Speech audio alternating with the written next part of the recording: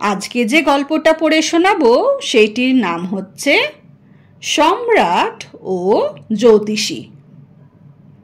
সম্রাট মানে তো এখানে রাজা বা কিং, আর জ্যোতিষী মানে যে গণনা করে বা ভবিষ্যৎ দেখে। তো শুরু করি আজকের গল্প সম্রাট ও জ্যোতিষী।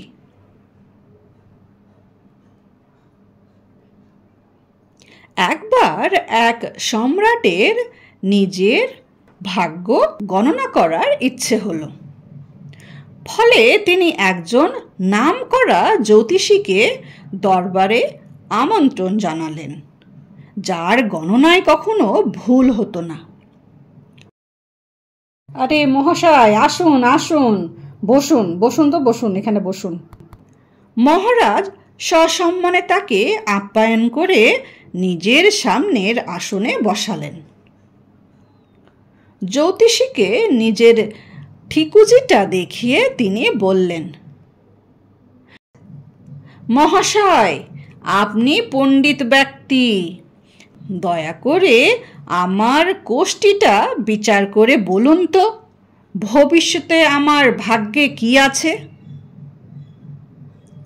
জ্যোতিষী অনেকক্ষণ ধরে মনোযোগ সহকারে ওই ঠিকুজিটা বিচার করে বললেন, মহারাজ, আপনার রাশিচক্রর গণনা করে অতি সত্য বাস্তব কথাগুলোই আমি আপনাকে বলবো।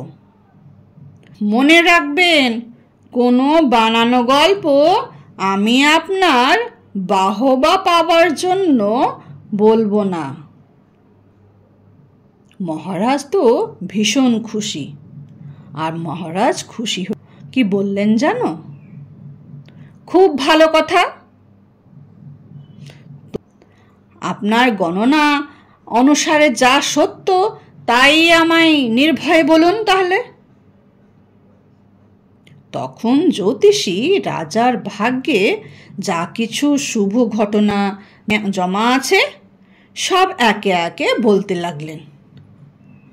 ভালো ভালো কথা শুনে মহারাজের আনন্দে আর ধরে না। কিন্তু মানুষের ভাগ্যে সুখ দুঃখ সাথে সাথেই থাকে, সাথে সাথেই তো চলে নাকি? ফলে জ্যোতিষী যখন রাজার দুর্ভাগ্যের দিনগুলোর কথা বলতে শুরু করলেন, তখন মহারাজ খুবই বিষণ্ণ হয়ে পড়লেন। এক সময় নিজের খারাপ সময়ের কথা শুনতে শুনতে তিনি রেগেই গেলেন।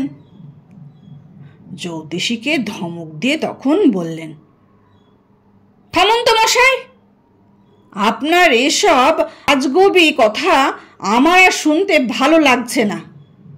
এখন বলুন তো, আপনার রাশিচক্রে আপনার মৃত্যু কবে লেখা আছে? জ্যোতিষী কিন্তু মহা চালাক।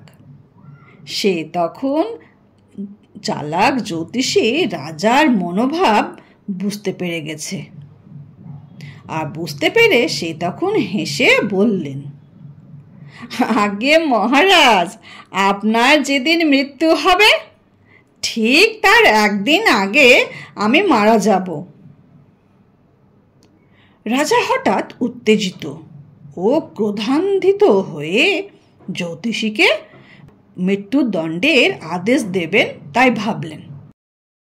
কিন্তু পরেক্ষণেই তার মৃত্যুর সম্বন্ধে জ্যোতিষীর ভবিষ্যৎবাণী মনে পড়ে গেল আর নিজেকে সংযত করলেন বা নিজেকে সামলে নিলেন।